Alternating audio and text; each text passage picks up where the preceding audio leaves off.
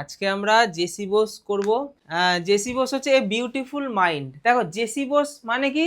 জগদীশ চন্দ্র বোস, নাম শুনেছি আমরা, আমাদের বাংলার একজন গবেষক। আচ্ছা, এ বিউটিফুল মাইন্ড কেন বলা হচ্ছে? তিনি খুব ভালো মনের একটা মানুষ ছিলেন, যে ব্যবসায়িক দিক দেখতো না, তার আবিষ্কারের বিভিন্ন জিনিস সমাজের সামনে নর্মালি বলে দিত, যাতে সেইগুলোকে নিয়ে অন্য কেউ বড় কিছু আবিষ্কার করতে পারে। এরকম টাইপের মানুষ ছিল এবং তিনি মনের দিক দিয়েও খুব ভালো ছিল, তাই বলা হচ্ছে এ বিউটিফুল মাইন্ড। তোমরা যারা ক্লাস করছো মন দিয়ে ক্লাসটা করো, ভালো করে ক্লাসটা করো, এখান থেকে যে কোনো প্রশ্ন খুব সহজেই পারবে। হিস্টোরিক্যালি ইন 1895, হিস্টোরিক্যালি মানে কি?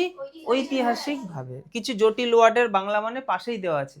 ঐতিহাসিকভাবে ইন 1895 মানে 1895 সাল, India was under the British rule. India তখন ব্রিটিশদের অধীনে, ঠিক আছে, ইংরেজরা আমাদের দেশ শাসন করছে।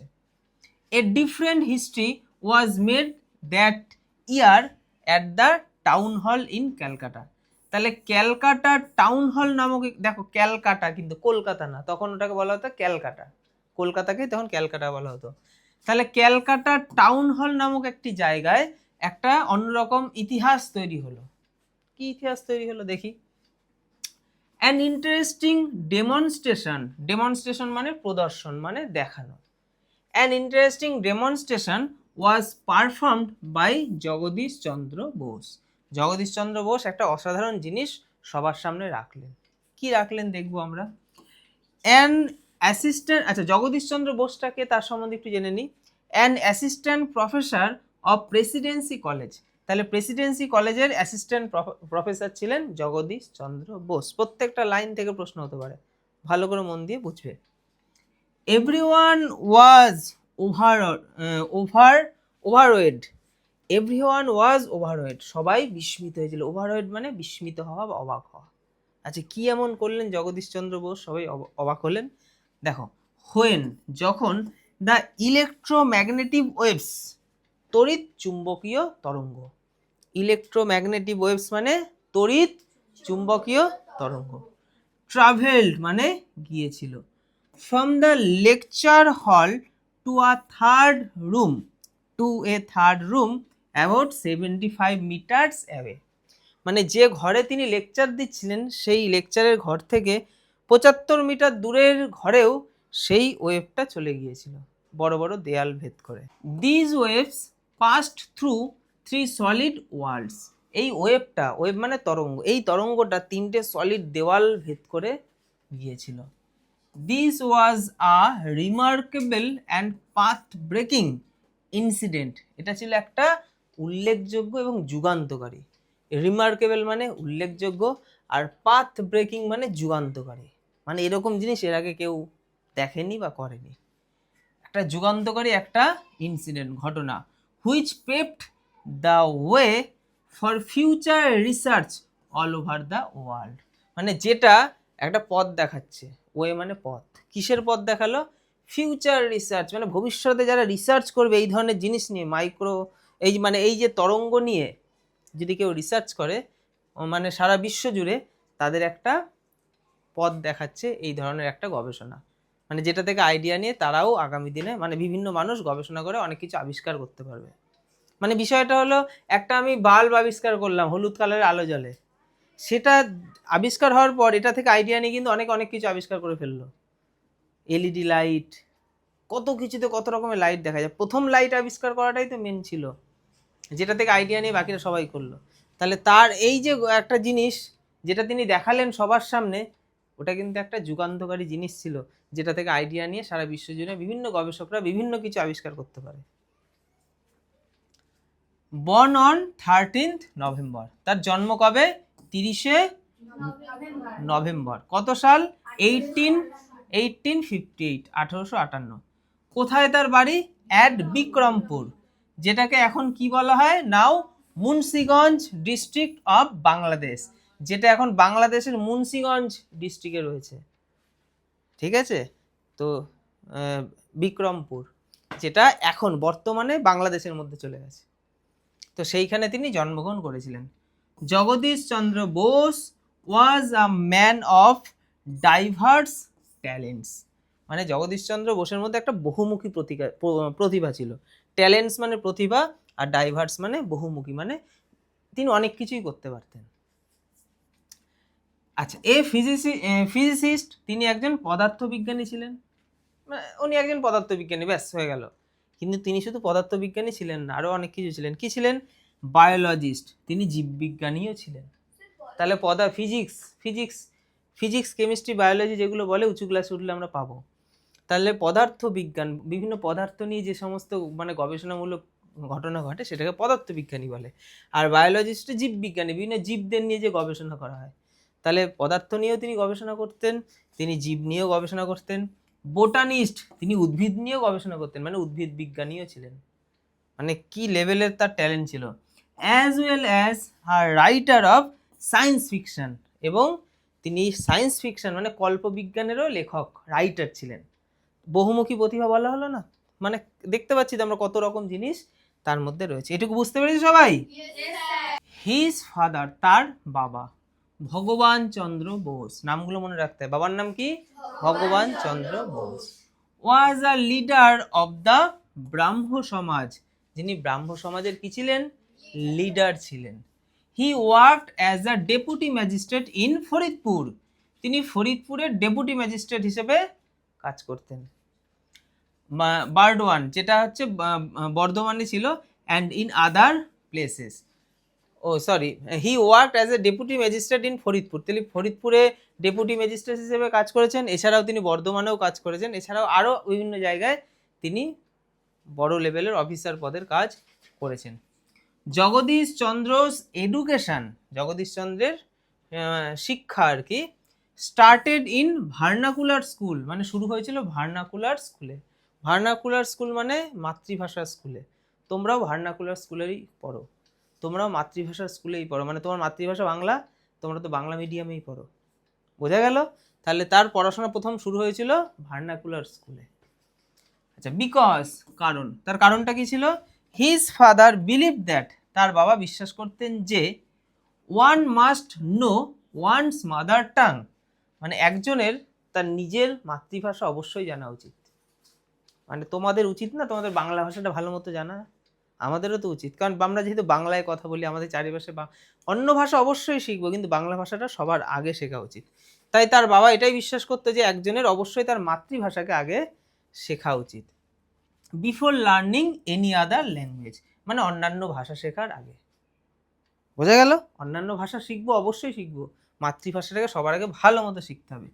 Besides one should know one's own people, পাশাপাশি একজনের উচিত তার নিজেদের লোকদেরকে বোঝার জন্য, মানে আমাদের উচিত মাতৃভাষাটা সবার আগে ভালো মতো শেখা উচিত। যার ফলে কি হবে, আমরা মাতৃভাষার, আমাদের আশেপাশে যে সমস্ত মানুষ আছে তাদের দুঃখ কষ্ট আনন্দ সব সবার আগে বুঝতে পারবো। যদি মাতৃভাষায় না বুঝি, তাদের জীবনের সমস্যা আমরা সেরকম ফিল করতে পারবো না। বোঝা গেল? এটুকু বুঝতে পেরেছি? Speaking at Bikrampur conference in 1915, তাহলে বিক্রমপুরে তিনি একটা কনফারেন্স করেছিলেন, একটা সভা করেছিলেন। কত সালে? 1915 সালে। বোস বলেছিলেন, কি বলেছিলেন? অ্যাট দ্যাট টাইম, সেই সময়, মানে জগদীশচন্দ্র যখন ছোট ছিল তখনকার সময়ের কথা জগদীশচন্দ্র বলছেন। অ্যাট দ্যাট টাইম, সেই সময়, sending children to English schools, মানে ইংলিশ স্কুলে বাচ্চাদের পাঠানো, মানে ইংলিশ মিডিয়াম স্কুলের কথা বলা হচ্ছে। ইংলিশ মিডিয়াম স্কুলে বাচ্চাদেরকে পাঠানো ওয়াজ আ প্রিভিলেজড স্টেটাস সিম্বল, এটা একটা মানে সবার একটা স্টেটাস হয়ে দাঁড়িয়েছিল, একটা সামাজিক মানে মর্যাদাপূর্ণ একটা প্রতীকের মতো, যে তোমার ছেলে ইংলিশ মিডিয়ামে পড়ে, বাহ, বাংলা মিডিয়ামে পড়ে, হ্যাঁ, এরকম একটা ব্যাপার, সামাজিক একটা স্ট্যাটাস, আমার ছেলে ইংলিশ মিডিয়ামে পড়ে, এরকম একটা ব্যাপার। In the vernacular school, vernacular মানে কি বললাম? মাতৃভাষা। তাহলে মাতৃভাষার স্কুলে, to which I was sent, the son of the Muslim attendant of my father sat on my right side. কি বলা হচ্ছে দেখো, ইন দ্য ভার্নাকুলার স্কুলে, আমার সেই মাতৃভাষার স্কুলে, to which I was sent, যেখানে আমাকে পাঠানো হয়েছিল, মানে আমার বাবা মা আমাকে পাঠিয়েছিল, the son of the Muslim attendant, এই যে অ্যাটেন্ডেন্ট মানে পরিচারক বা সহকারী, মানে বাবাকে হেল্প করতে এরকম একজন সহকারী লোক ছিল, ঠিক আছে, তিনি মুসলিম ছিল, তার সন্তান অফ মাই ফাদার, আমার বাবার সেই সহকারী পরিচারকের সন্তান যিনি মুসলিম ছিল, sat on my right side, আমার ডান দিকে বসতো, মানে আমি যে স্কুলে গিয়ে বসতাম আমার ডান দিকে কে বসতো, আমার আমার বাবার একজন সহকারী পরিচারক তার সন্তান, আমার বাবার সেই সহকারী ওই পরিচারক তিনি নিজে একজন মুসলিম ছিল, তার মানে তার ছেলেও তো মুসলিমই হবে, তাহলে সেই মুসলিম সন্তানটা স্কুলে আমার কোন দিকে বসতো, রাইট সাইড, ডান দিকে বসতো। And the son of a fisherman sat on my left, এবং একজন জেলের ছেলে, ফিশারম্যান মানে জেলের সন্তান, বসতো আমার কোন দিকে, লেফট দিকে মানে বাঁ দিকে, তাহলে ডান দিকে একজন মুসলিম, বাঁ দিকে একটা জেলের ছেলে, ঠিক আছে, মানে জগদীশচন্দ্র বোসের বাবা একটা বড় লেভেলের সরকারি চাকরি করতো, তার মানে জগদীশচন্দ্র বোস একটা বড়লোক ঘরের সন্তান।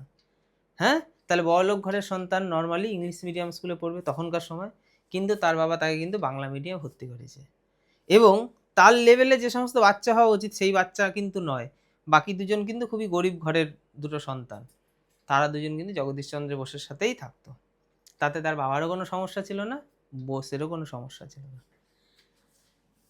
দেয়ার ওয়ার মাই প্লেমেটস, তাহলে দে ওয়ার মাই প্লেমেটস, তারা ছিল আমার খেলার সাথী, কারা, ওই জেলের ছেলে আর ওই মানে সহকারী পরিচারকের সন্তান, এরা দুজন ছিল কি জগদীশচন্দ্র বোসের খেলার সাথী।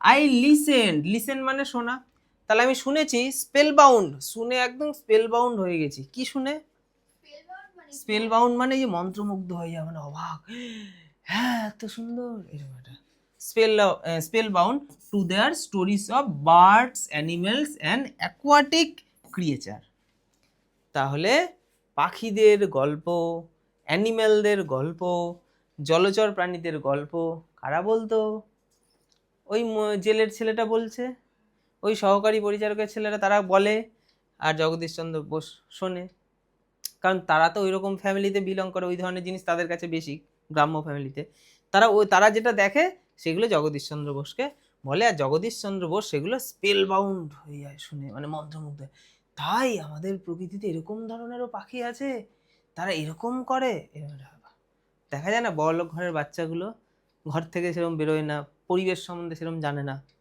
কিন্তু সাধারণ যারা সারাদিন ঘুরে বেড়ায় তারা তো অনেক কিছু জানে, তো এখানে তাই বলা হচ্ছে। Perhaps these stories created in my mind a keen interest in investigating the working of nature, মানে তারা এই যে জীবজন্তু নিয়ে আমার সাথে কথা বলতো, আমাকে গল্প শোনাতো, মানে দিস স্টোরিজ মানে যদিও এই স্টোরিগুলোই ক্রিয়েটেড ইন মাই মাইন্ড, আমার মাইন্ডে ক্রিয়েট করেছিল কিন ইন্টারেস্ট মানে গভীর আগ্রহ,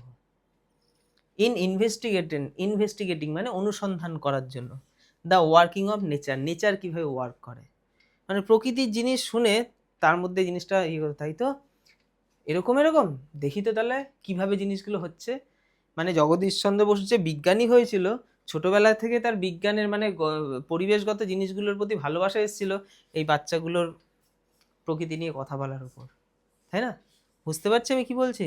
হোয়েন যখন I return home from school, যখন আমি স্কুল থেকে রিটার্ন করতাম মানে বাড়ি আসতাম, অ্যাকম্প্যানিড বাই মাই স্কুল ফেলোজ, আমার স্কুলের সঙ্গীদের সাথে, মাই মাদার ওয়েলকামড, আমার মা আমাকে my mother welcomed and fed all of us without discrimination, কি বললাম, ডিসক্রিমিনেশন, এটার উচ্চারণ কিন্তু অনেকে পরের দিন করতে পারবে না, ডিসক্রিমিনেশন, ঠিক আছে, তাহলে আমরা যখন স্কুল থেকে বাড়ি ফিরতাম ওই তিনজন, আমার মা কিন্তু কোনো রকম বৈষম্য বা ভেদাভেদ করতেন না, তিনজনকে একসাথে খেতে দিয়ে দিতেন, বোঝা গেল, একদম বাড়িতে ফিরতাম আমরা সব মিলে খাওয়া দাওয়া করতাম, তাহলে জগদীশচন্দ্র বোসের বাবা কত ভালো, মা কত ভালো, জগদীশচন্দ্র বোস তো ভালো হবেই। It was because of my childhood friendship with them that I could never feel that there were creatures who might be levelled low caste, দেখো লো কাস্ট হায়ার কাস্ট, শুনেছি না আমরা, নিচু জাতি উঁচু জাতি। মানে জগদীশচন্দ্রের বাবা মা এমনভাবেই জগদীশচন্দ্রকে ছোটবেলা থেকে মানুষ করেছে, তো ছোটবেলা থেকেই সে কিন্তু এটা বুঝতেই পারেনি, মানে নেভার ফিল, কখনো ফিলই করতে পারেনি যে নিচু জাত বলে কোনো জাতি বা জন্তু এই পৃথিবীতে আছে। ঠিক আছে, মানে নিচু জাতি বলে কিছু যে হয় সেই মানে সেইটা সে কিন্তু কখনো ফিলই করতে পারেনি, কারণ তার বাবা মা সেটা কখনো ফিল করতেই দেয়নি। বোঝা গেল? এই জাতিগত ভেদাভেদ, মানে আমাকে যদি কেউ এসে বলে এই মুসলিম বাচ্চাটার পাশে তুই বসেছিস, এই গরিব বাচ্চাটার পাশে, তখন হ্যাঁ গরিব, ও গরিবদের সাথে গরিব বড় লোকরা মনে হয় বসতে পারে না, এরকম যদি কেউ এসে আমার কানের গোড়ায় বলে, তখনই তো আমি বুঝবো হ্যাঁ হ্যাঁ তাহলে মানে। কিন্তু আমাকে কেউ বুঝতেই দেয়নি ছোটবেলা থেকে যে এরকমও কিছু হয়। তোরও মা বাবা আছে, ওদেরও মা বাবা আছে, তুই এই স্কুলে পড়িস, ও স্কুলে পড়ে, ব্যাস এইরকম একটা ট্রিট যেটা করতো জগদীশচন্দ্র বোসের বাবা মা, যার জন্য উনি একটা অন্য ধরনের মানুষ তৈরি হয়েছিল। আই নেভার রিয়েলাইজড, আমি কখনো রিয়েলাইজ করতেই পারিনি, দ্যাট যে দেয়ার এক্সিস্টেড আ প্রবলেম, একটা সমস্যা রয়েছে, common to the two communities Hindus and Muslims. এই যে হিন্দু মুসলিমের মধ্যে সম্প্রদায়গত, এই যে কমিউনিটিস মানে সম্প্রদায়, তাহলে হিন্দু মুসলিম সম্প্রদায়ের মধ্যে যে কোনো একটা সমস্যা রয়েছে আমি সেটা কখনো অনুভব করতেই পারিনি। হিন্দু মুসলিমের মধ্যে কিন্তু একটা সমস্যা রয়েছে, এখনও আছে, আগে আরও বেশি ছিল, হিন্দুরা মুসলিমদের দেখতে পারতো না, মুসলিমরা হিন্দুদের দেখতে পারতো না, এরকম এখনও আছে, তখন আরও বেশি ছিল। কিন্তু আমাকে যেহেতু এরকমভাবে বাবা মা আমাকে পরিচালনা করতো, আমি জানতামই না যে এরকম দুটো সম্প্রদায়ের মধ্যে কোনো ভেদাভেদ রয়েছে। এটুকু বুঝতে পেরেছি? In 1869, 1869, Bose joined Hare School and 6 years later he was admitted to St. Xavier School in Calcutta. এখানে কিন্তু সব ক্যালকাটা হবে, কলকাতা না, কারণ তখন ক্যালকাটা বলা হতো। তাহলে 1869 সালে, ভালো করে এগুলো পয়েন্ট টু বি নোটেড, 1869 সালে বোস জয়েন করেছিল কোথায়? হেয়ার স্কুলে। এবং তার ঠিক 6 বছর পরে, 6 years later he was admitted to saint Xavier school. তার 6 বছর পরে তিনি সেন্ট জেভিয়ার, এটা কিন্তু উচ্চারণ করবো সেন্ট, পরের দিন না পারলে কিন্তু হবে না, সেন্ট জেভিয়ার্স, এটার উচ্চারণ কিন্তু এক্সেভিয়ার্স উচ্চারণ করতে পারছি না, এরকম করলে হবে না, এটা হচ্ছে জেভিয়ার্স। তাহলে saint Xavier school in Calcutta, ক্যালকাটায় সেন্ট জেভিয়ার্স এখনো আছে। He passed the entrance examination and joined saint Xavier's college of Calcutta. দেখো, সে পাশ করেছিল এন্ট্রান্স এক্সামিনেশনে, মানে প্রবেশিকা পরীক্ষা নেওয়া হয়, অ্যাডমিশন টেস্ট নিয়ে ভর্তি করা হয়, অ্যান্ড জয়েন্ট, এবং জয়েন করেছিল সেন্ট জেভিয়ার্স কলেজ ক্যালকাটার। তিনি ব্রাইট স্টুডেন্ট ছিলেন, অ্যাডমিশন টেস্ট দিতেন, পাশ করতেন, স্কুল কলেজে সব ভর্তি হতে পারতেন, মানে ভালো ভালো স্কুল কলেজে। সেন্ট জেভিয়ার্স একটা নামি দামি স্কুল, সবাই ওখানে চান্সই পাবে না, পড়াশোনা ভালো হতে হবে, সে কিন্তু চান্স পেয়েছিল অ্যাডমিশন টেস্ট দিয়ে ওখানে ভর্তি হওয়ার জন্য। It was here that he came in contact with Jesuit father Eugene Lafont who played a significant role in developing his interest in natural science. ভালো করে বোঝো, it was here that he came in contact, the contact মানে কারোর সহচর্যে আসা, মানে এই কলেজেই তিনি একজনের সহচর্যে এসেছিলেন, মানে সঙ্গী হয়েছিলেন। তার নাম কি? এই যে ব্যক্তিটার নাম জেসুইট ফাদার ইউজিন লেফন্ট। ঠিক আছে, এই মানুষটার সংস্পর্শে এসেছিলেন যে একটা গুরুত্বপূর্ণ ভূমিকা পালন করেছিল, মানে হু প্লেইড আ সিগনিফিক্যান্ট রোল, কিসের? ইন ডেভেলপ করতে, হিজ ইন্টারেস্ট, তার ইন্টারেস্ট ন্যাচারাল সায়েন্সের প্রতি।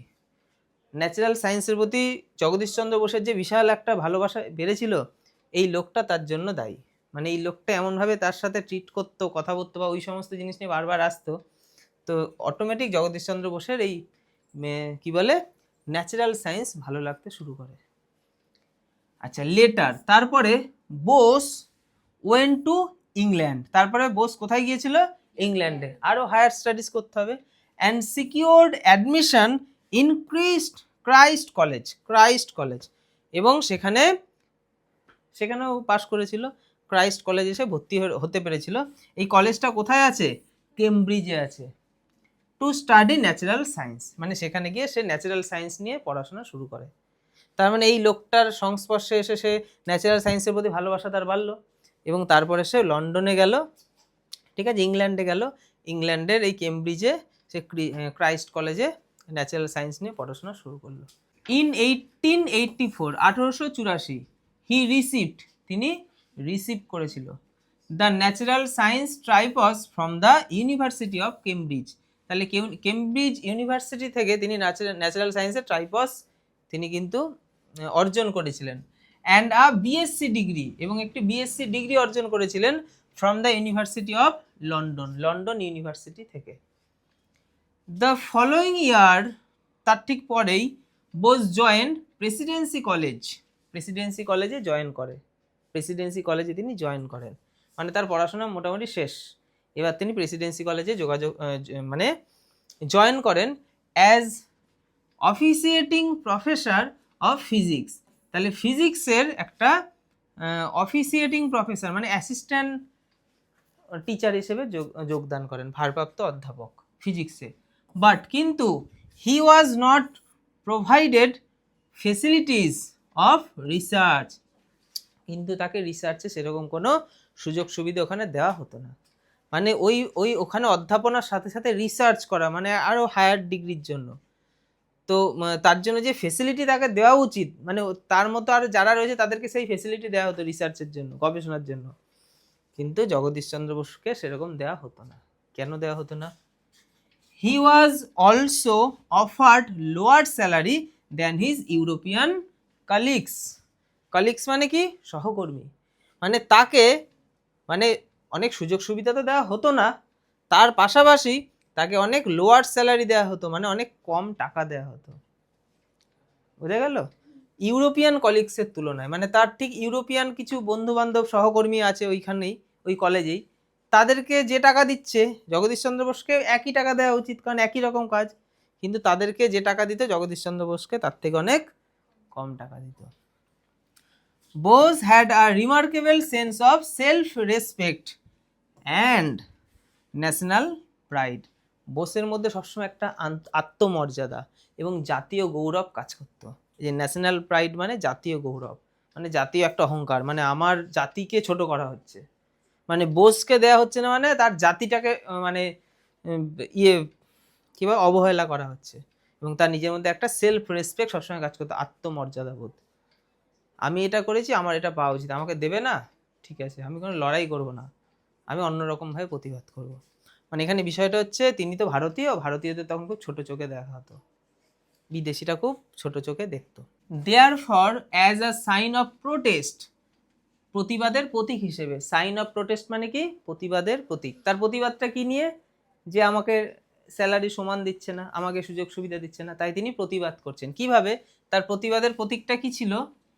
হি continued his teaching assignment for 3 years without accepting his salary. দেখো, তিনি তার কাজ কিন্তু কন্টিনিউ করে গেছিল, আমরা হলে বাড়ি চলে আসতাম, তিনি কিন্তু তার কাজ কন্টিনিউ, এই টিচিংয়ের যে কাজটা তিনি কিন্তু কন্টিনিউ করে গিয়েছিলেন 3 বছর, উইদাউট অ্যাকসেপ্টিং হিজ স্যালারি, কোনো রকম টাকা না নিয়ে 3 বছর তিনি ওখানে কাজ করে গেছেন, পড়িয়ে গেছেন, রিসার্চ করে গেছেন, তিনি কোনো রকম টাকা নেননি। এটাই ছিল তার প্রোটেস্ট। কম দেবে, নেবই না, আমি বিনা পয়সায় কাজ করব, এটাই ছিল তার প্রোটেস্ট। ফাইনালি শেষমেশ the director of public instruction and the principal offered him, মানে ফাইনালি মানে শেষমেশ, মানে পাবলিক ইনস্ট্রাকশনের যে ডিরেক্টর এবং প্রিন্সিপাল অফার করেছিল হিম, তাকে কি? এ পার্মানেন্ট টিচিং পোস্ট, একটা স্থায়ী শিক্ষকতার পদ তারপর তাকে দেওয়া হয়েছিল। স্থায়ী শিক্ষক যখন হয়ে যাবে তখন কি হবে? সবাই যা মায়না পাবে সেও সেই মায়না পাবে। তাহলে 3টে বছর সে প্রোটেস্ট করলো টাকা না নিয়ে, তারপরে তাকে পার্মানেন্ট করে দেওয়া হলো। Bose had invented several sensitive instruments, Bose কিন্তু আরও কিছু আবিষ্কার করেছিল। সেভারেল সেন্সিটিভ মানে সংবেদনশীল, ইনস্ট্রুমেন্ট মানে বিভিন্ন জিনিসপত্র আর কি তিনি আবিষ্কার করেছিলেন। One of them is the crescograph, এটা আমরা সবাই জানি, কেসকোগ্রাফ আবিষ্কার করে জগদীশ চন্দ্র বোস। বলছি বলছি সবই আছে এর মধ্যে। One of them is crescograph, তাদের মানে সেগুলোর মধ্যে একটা হচ্ছে কেসকোগ্রাফ যন্ত্র, which is use to measure the growth rate of plants, যেটা দিয়ে গ্রোথ রেট মেজার করা হতো। গ্রোথ রেট মানে কতটা বৃদ্ধি পেল, কিসের গ্রোথ রেট? অফ প্ল্যান্টস, গাছেদের। তাহলে গাছেরা কতটা হাইটে বাড়লো, তাদের গ্রোথ কতদিনে কতটা হলো, এই কেসকোগ্রাফ যন্ত্রের দ্বারা মাপা যায়, এখনো সেটা করা হয়। এবং এটার আবিষ্কর্তা ছিল Jagadishchandra Bose. Through his experiments, Bose showed that plants behave in the same manner as human being. দেখো থ্রু দো বললাম, সরি ভুল বললাম। থ্রু হিজ এক্সপেরিমেন্টস, তার এক্সপেরিমেন্টের মধ্যে দিয়ে বোস শো করেছিল, দেখিয়েছিল দ্যাট যে প্ল্যান্টস, গাছেরা বিহেভ, আচরণ করে, ইন দ্য সেম ম্যানার, একই রকম ম্যানার, অ্যাজ হিউম্যান বিং, যেমনভাবে মানুষ আচরণ করে। মানে তার আবিষ্কারের মধ্যে দিয়ে বোস কিন্তু এটা বুঝিয়ে দিয়েছিল, গাছপালা এবং মানুষ একই রকম আচরণ করে। আরও কি দেখি গাছপালাকে নিয়ে তিনি কি বলছেন? Although plants take longer to respond, although মানে যদিও গাছ ওই রেসপন্ড করতে একটু সময় নেয়, সাড়া দিতে সময় নেয়, দেন অ্যানিম্যালদের তুলনায়, পশু পাখির তুলনায়। মানে বলতে চাইছে কোনো একটা পশুকে তুমি খোঁচা দিলে ক্যাক করে উঠবে, কামড়েও দেবে তোমাকে। গাছকে খোঁচা দিলে সে ক্যাক করে উঠবে? করবে না। তো ক্যাক করাটা মেন ব্যাপার নয়, তুমি কোনো একটা পশুকে আঘাত করলে তার রক্ত বেরোবে, তার ওই জায়গাটা ক্ষতি হয়ে গেল। গাছকে আঘাত করলে তারও ওই জায়গাটা ক্ষতি হয়ে যায়। কিন্তু পশু পাখিদের ক্ষেত্রে সঙ্গে সঙ্গে রক্ত বেরোয়, কেটে কুটে বেরিয়ে যায়, কিন্তু গাছের ক্ষেত্রে সঙ্গে সঙ্গে রক্ত বেরোয় না। মানে রক্ত মানে কি, ওই জায়গাটা যে আঘাতপ্রাপ্ত হয়েছে সঙ্গে সঙ্গে বোঝা যায় না। একটা গাছের ডাল কাটলে সেই জায়গাটা তখনই শুকিয়ে পচে যায় না তো, কিছুটা সময় নেয়। তুই ওই জায়গাটা 2 দিন 3 দিন 4 দিন পর দেখবি ওই জায়গাটা কেমন হয়ে গেছে, হয় না? তার মানে একই রকম রিয়াক্ট করলো তো। তুই একটা গাছের ডাল ভাঙ, সঙ্গে সঙ্গে কিচ্ছু বুঝবি না, ডালটা ভেঙেছিস, 3 দিন পর যা ওই জায়গাটাতে কেমন হয়ে যাবে। তাহলে গাছপালা পশু পাখিদের মতো একই রকম, কিন্তু পশু পাখিরা যেরকম সঙ্গে সঙ্গে সাড়া দেয়, গাছপালা একটু ধীরে সাড়া দেয়। মানে ওটা তার সাড়া, তো শারীরিক সাড়া দিল। হি প্রুভড দ্যাট, তিনি প্রমাণ করেছিলেন যে plants are sensitive to heat, গাছেরা হিটে কিন্তু সেন্সিটিভ, মানে তাদেরকে গরম দিলে তারাও গরম অনুভব করে। মানে আমরা ভাবি গাছ তো কি হবে, কিন্তু তাদের সামনে তাদেরকে যদি মানে গরমে রাখা হয়, তারা কিন্তু সমস্যা তাদেরও হয়, যেরকমটা পশু পাখিদের হয়। শুধুমাত্র হিট নয়, heat, cold, light, noise and other external stimuli, just like human being মানে আমাদের মানুষদেরকে বলা হচ্ছে। মানুষদের মতোই মানুষরা যেমন গরমে, ঠান্ডায়, আলোতে, আওয়াজে সমস্যায় পড়ে, সাড়া দেয়, গাছেরাও ঠিক তাই, তারাও কিন্তু সমস্যা হয় এই সমস্ত কিছুতে। বাই ইনজেক্টিং পয়জেন, তাহলে বিষ প্রয়োগ করে, ইনজেক্ট করা মানে কোনো কিছুর মধ্যে প্রবেশ করানো। কি প্রবেশ করানোর কথা বলেছে? পয়জেন। তাহলে by injecting poison into a living plant, মানে জীবন্ত গাছের মধ্যে, বোস শো করেছিল যে they react in the same manner as we do, মানে তারা একই রকম রিয়াক্ট করে যেরকমটা আমরা রিয়াক্ট করি। মানে গাছের মধ্যে তুই ইনজেকশন করলে, মানে আমাদের মধ্যে ইনজেকশন করলে আমরা, মানে ইনজেকশনের কথা কেন বলছি, সরি, বিষ, মানে আমাদেরকে বিষ খাওয়ালে যেরকম আমরা ইয়ে করব, গাছদেরকেও তুই বিষ দিলে গাছেও কিন্তু একই রকম রিয়াক্ট করবে। মানে আমরা যেমন মরে যাব, তারাও মরে যাবে। যদি তাদের প্রাণ নাই থাকতো তাহলে কিছু হতো না তো। আমরা বিষ খেতাম, একটা ইটকে ভেঙে তাকে বিষ খাইতে, ইট মরবে না, প্রাণ নেই, কিন্তু গাছ মরে যাচ্ছে, তার মানে প্রাণ তো রয়েছে। Scientific research on electromagnetic waves, তাহলে ইলেকট্রোম্যাগনেটিক ওয়েভসের ওপর তিনি যে সায়েন্টিফিক রিসার্চ করেছিলেন, ওয়াজ ইনিশিয়েটেড বাই জেসি বোস, মানে জেসি বোস যেটার আবিষ্কার করেছিল in the late 19th century, মানে 1900 খ্রিস্টাব্দের শেষের দিকে।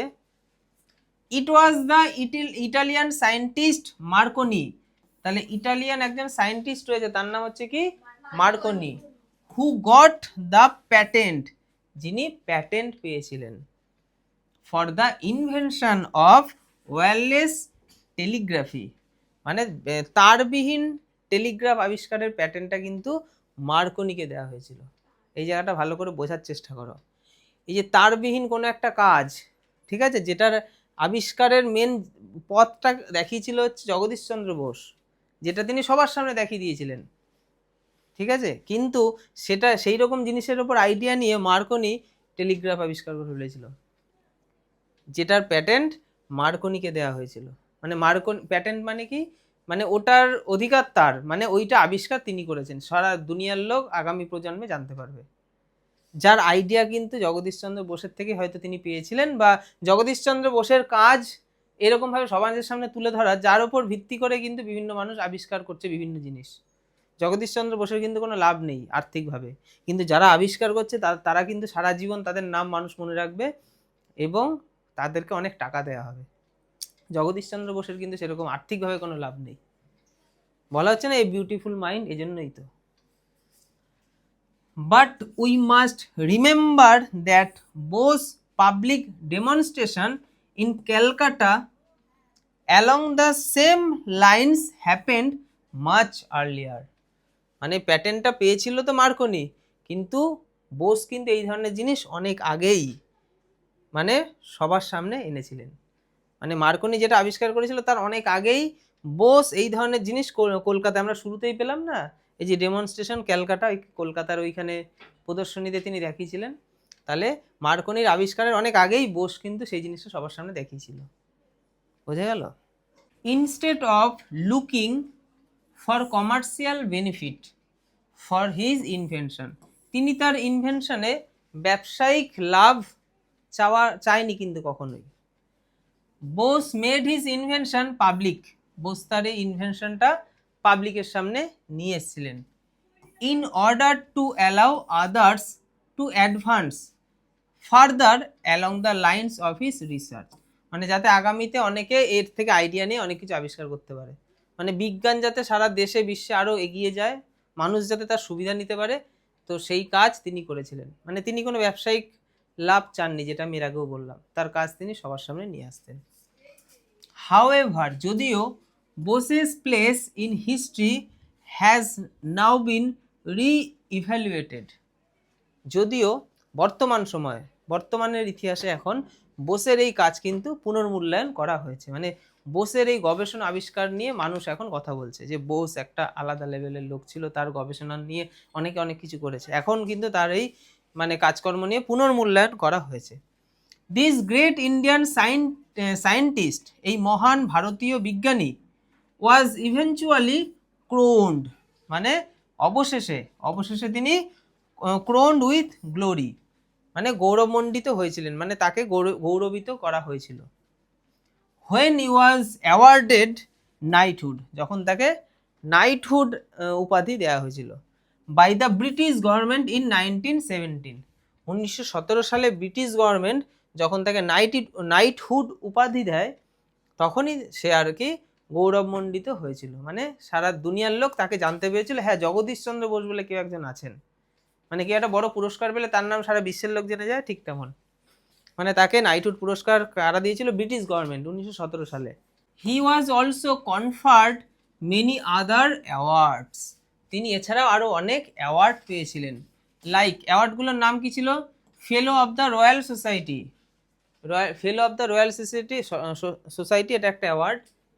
Companion of the Order of the Indian Empire, তাহলে companion of the Order of the Indian Empire, etc মানে ইত্যাদি, মানে তিনি এরকম আরও অ্যাওয়ার্ড পেয়েছিলেন। তাহলে তার প্রথম অ্যাওয়ার্ডটা ছিল নাইটহুড, ঠিক আছে, প্রথম হোক বা যাই হোক, ওটা একটা যেমন বড় অ্যাওয়ার্ড ছিল, এরকম আরও তিনি অ্যাওয়ার্ড পেয়েছিলেন।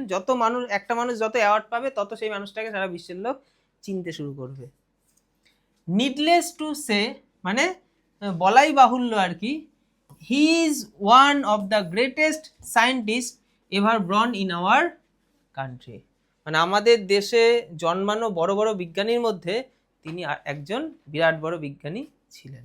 স্যার জেসি বোস রোট তাহলে জগদীশচন্দ্র বোস লিখেছিলেন সেভারেল বুকস, অনেক অনেক মানে এরকম অনেক বই লিখেছিলেন, অ্যান্ড পাবলিশড এবং সেগুলো প্রকাশ করেছিলেন many research papers in leading science journals, মানে বিভিন্ন রিসার্চ পেপার যেগুলো সায়েন্স জার্নালে প্রকাশ পায় এরকম বিভিন্ন লেখালেখি তিনি করেছিলেন।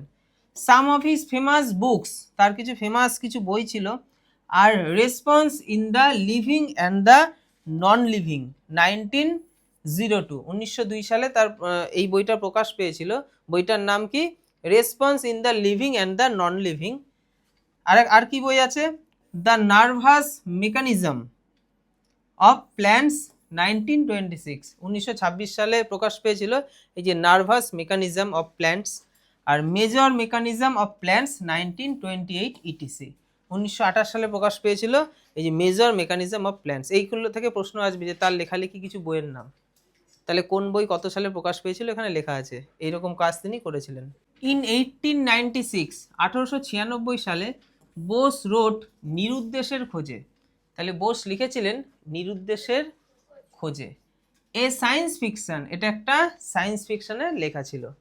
In fact he was the first writer of science fiction in Bengali, তাহলে বাংলায় সায়েন্স ফিকশনের প্রথম তিনি একজন রাইটার ছিলেন। সায়েন্স ফিকশন মানে আমি এর আগে বলেছি কল্পবিজ্ঞান, মানে বাংলাতে কল্পবিজ্ঞানের কাহিনীর লেখকদের মধ্যে তিনি ছিলেন প্রথম একজন লেখক যিনি বাংলাতে কল্পবিজ্ঞান নিয়ে লিখেছিলেন। ইন নভেম্বর 1917 সালের নভেম্বর মাসে Bose founded the Bose institute at his own house in Calcutta, তাহলে কলকাতায় তার যে নিজের বাড়ি সেখানে তিনি বোস ইনস্টিটিউট স্থাপন করেছিল 1917 সালে। এখান থেকে প্রশ্ন আসে, তাহলে জগদীশচন্দ্র বোস 1917 সালে বোস ইনস্টিটিউট তার কলকাতার বাড়িতে প্রতিষ্ঠা করে, যেখানে এখনো ছেলেমেয়েরা পড়াশোনা করে, বিজ্ঞানের গবেষণা করে। কলকাতায় বোস ইনস্টিটিউট এখনো আছে।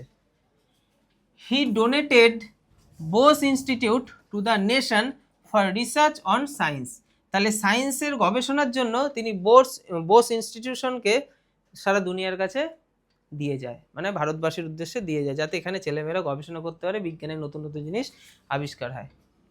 দিস গ্রেট ইন্ডিয়ান সায়েন্টিস্ট, মানে এই মহান ভারতীয় বিজ্ঞানী, ব্রেথ হিজ লাস্ট, মানে শেষ নিঃশ্বাস ত্যাগ করেছিল অন 23 নভেম্বর 1937, 1937 সালের 23 নভেম্বর তার মৃত্যু হয়। ঠিক আছে, এর মধ্যে দিয়ে শেষ হয়ে গেল। আচ্ছা আর নাকি শেষ? আচ্ছা, আশা করি তোমরা বুঝতে পেরেছো। তো পুরো টেক্সটটা ভালো করে আমি বলার চেষ্টা করলাম, নিজেরা এবার একটুখানি বাড়িতে পড়বে, পড়ে না দেখে, মানে ইংলিশ লাইন দেখে দেখে বাংলা না দেখে বলার চেষ্টা করবে। ঠিক আছে, তাহলে এখান থেকে যে কোনো প্রশ্নের উত্তর পারবে।